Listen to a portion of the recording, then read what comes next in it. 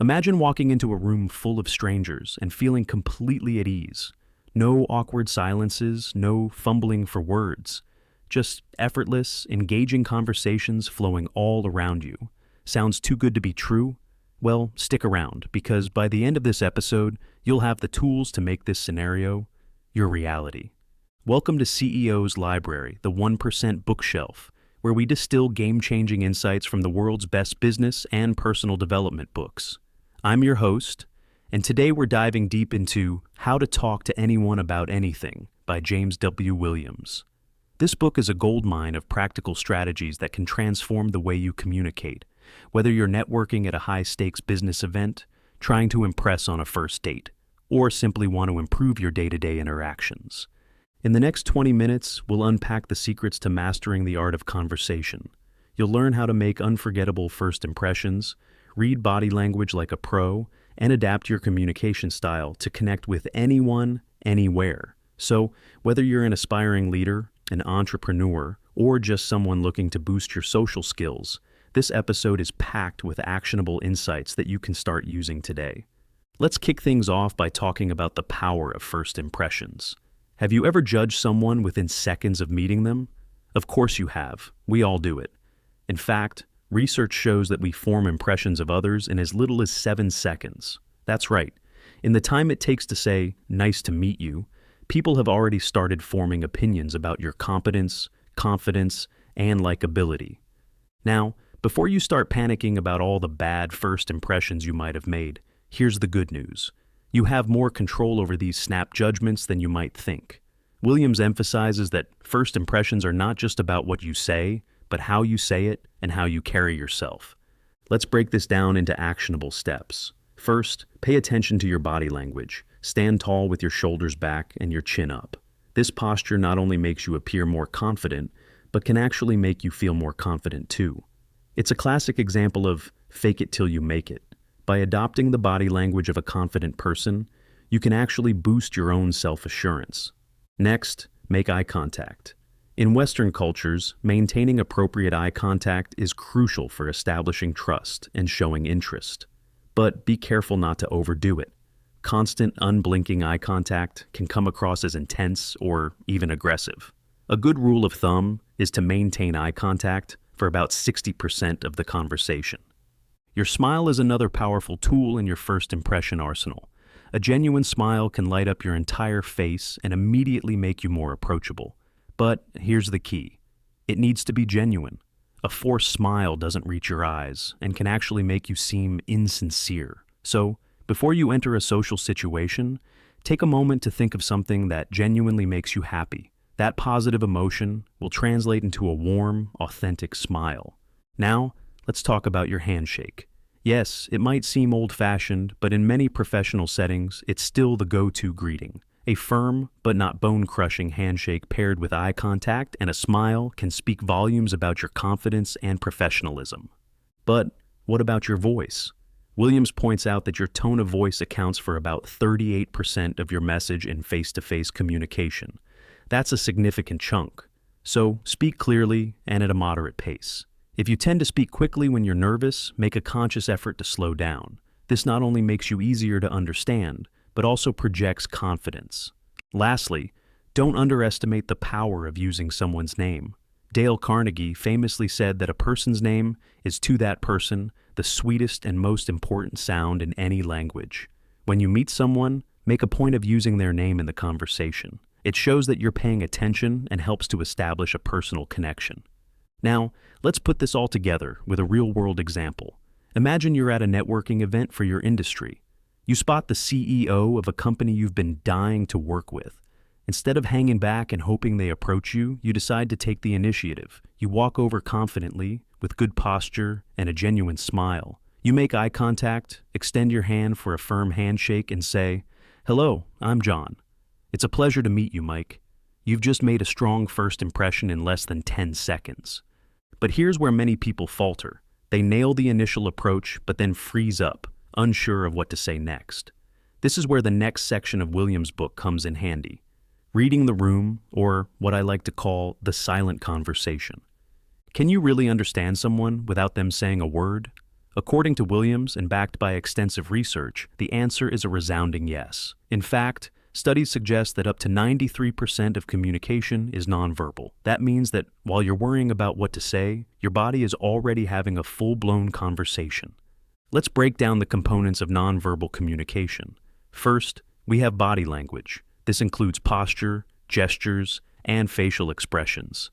Then there's proxemics, which is a fancy word for how people use space. Think about how close you stand to someone during a conversation. There's also haptics, or touch, like handshakes or a pat on the back. And don't forget about appearance. How you dress and groom yourself sends a message too.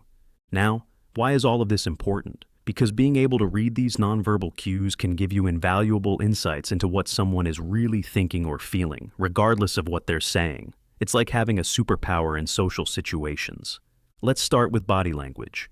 Open body language, uncrossed arms, palms visible, feet pointed towards you, generally indicates that someone is receptive and engaged in the conversation. Closed body language, crossed arms, hands in pockets, body turned away, might suggest discomfort or disinterest.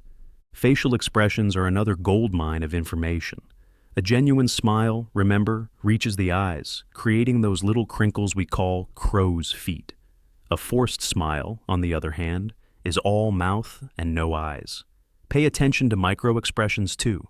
These are fleeting expressions that cross someone's face for a fraction of a second before they compose themselves. They can reveal true feelings that the person is trying to hide. Eye contact is also telling. While cultural norms vary, in many Western contexts, maintaining appropriate eye contact shows interest and engagement. Someone who's constantly looking away might be disinterested, uncomfortable, or hiding something. But again, context is key. In some cultures, prolonged eye contact can be seen as aggressive or disrespectful. Now, let's talk about proxemics. In North America, personal space is typically about an arm's length. If someone backs away when you're talking, you might be standing too close. On the flip side, if they're leaning in or moving closer, it often indicates interest in what you're saying. Touch or haptics can be a powerful communication tool, but it's also fraught with potential for misunderstanding. In professional settings, it's generally best to stick to handshakes unless you know the person well. Even then, be mindful of cultural differences and personal preferences. Lastly, don't underestimate the power of appearance. Like it or not, how you present yourself sends a strong message. Dressing appropriately for the context shows respect and professionalism. But it's not just about clothes. Good grooming and personal hygiene are equally important. Now, you might be thinking, this is all great, but how do I actually use this information in real time? Great question. The key is practice and awareness. Start by people watching, discreetly of course. Observe interactions in public places and try to interpret what's happening based solely on nonverbal cues. When you're in a conversation, make a conscious effort to notice the other person's body language. Are their arms crossed? Are they leaning towards you or away? What's their facial expression telling you? At the same time, be aware of your own nonverbal signals. Are you sending the message you intend to? Let's go back to our networking event example.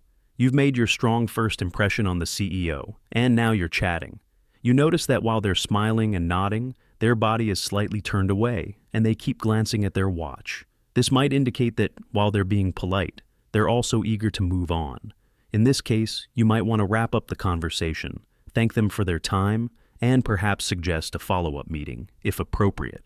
On the other hand, if you notice that they're fully facing you, maintaining good eye contact, and perhaps even mirroring some of your gestures, a sign of rapport, that's a green light to continue the conversation. They're engaged and interested in what you have to say. Remember, reading body language isn't about making absolute judgments. It's about gathering information to help you navigate social situations more effectively. Always consider the context and be open to verbal cues that might contradict what you're seeing. Now that we've covered making great first impressions and reading nonverbal cues, let's move on to the third key insight from Williams' book, Adapting Your Communication Style. This is where the rubber really meets the road in becoming a master communicator. To illustrate this point, let me tell you a story about a substitute teacher I once had.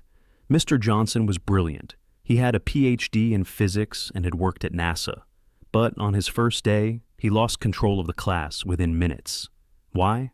Because he didn't adapt his communication style to his audience.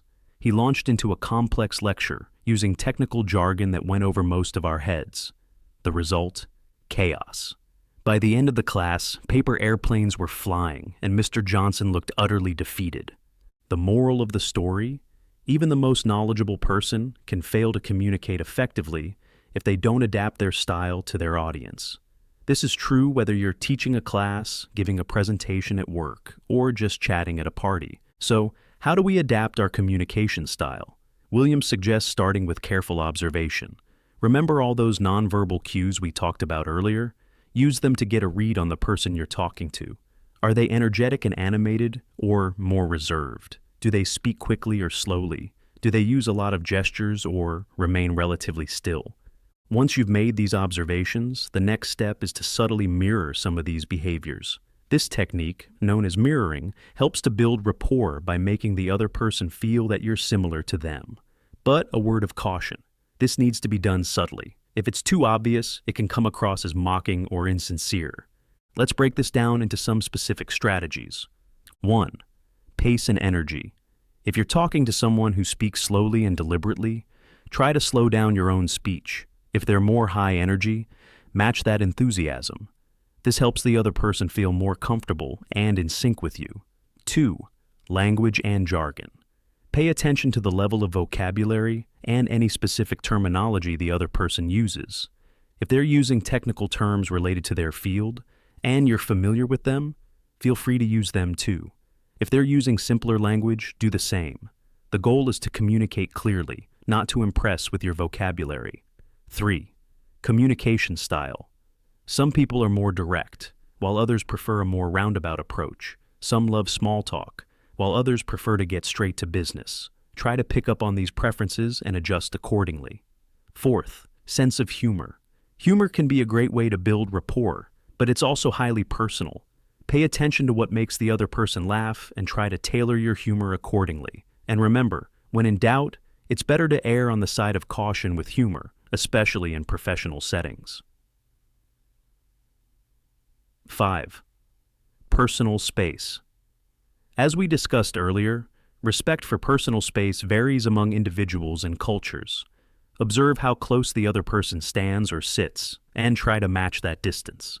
Now, you might be thinking, isn't this just being fake? Shouldn't I just be myself? That's a valid concern, but here's the thing. Adapting your communication style isn't about changing who you are. It's about being flexible and considerate in how you express yourself. Think of it like speaking different languages. You're still you, whether you're speaking English, Spanish, or Mandarin.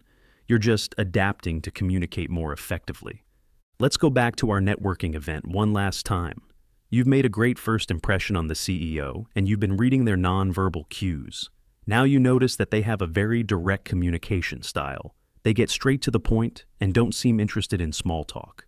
In this case, you might want to adapt by being more concise in your own communication. Instead of giving a long-winded explanation of your background, you might say something like, "I've been in this industry for 10 years, specializing in X. I'm particularly interested in your company's recent project on Y." On the other hand, if you're talking to someone who seems to enjoy more personal conversation, you might take a different approach. You could start by asking about their weekend or commenting on a shared experience at the event, before moving into more business-related topics. The key is to remain authentic while being adaptable. You're not changing your personality or your values. You're simply adjusting your communication style to connect more effectively with the person you're talking to. As we wrap up, let's recap the main takeaways from How to Talk to Anyone About Anything by James W. Williams. 1. First impressions matter, and you have more control over them than you might think. Pay attention to your body language, smile genuinely, make appropriate eye contact, and use people's names. 2. Nonverbal communication speaks volumes. Learn to read body language, facial expressions, and other nonverbal cues to understand what people are really saying. 3. Adapt your communication style to your audience. Observe how others communicate and mirror their style to build rapport and connect more effectively. Remember, becoming a master communicator isn't about memorizing a set of rules or tricks. It's about developing awareness of yourself, of others, and of the dynamics of human interaction. It's a skill that requires practice, but the rewards are immense. Whether you're looking to advance in your career, build stronger relationships, or simply navigate social situations with more ease, these skills will serve you well. So, here's your call to action. In your next conversation, whether it's with a colleague, a friend, or a stranger, try to apply at least one of the techniques we've discussed today. Maybe focus on making a strong first impression, or pay closer attention to nonverbal cues, or try adapting your communication style. Then, reflect on how it went. What worked well? What could you improve? Remember, like any skill, effective communication gets better with practice. Thank you for tuning in to this episode of CEO's Library, the 1% Bookshelf. If you found value in today's discussion, I encourage you to check out the full book, How to Talk to Anyone About Anything, by James W. Williams. The Amazon link to buy a copy of the full book or audiobook is included in the episode description. Until next time, keep reading, keep learning, and keep growing. Here's to better conversations and stronger connections in all areas of your life.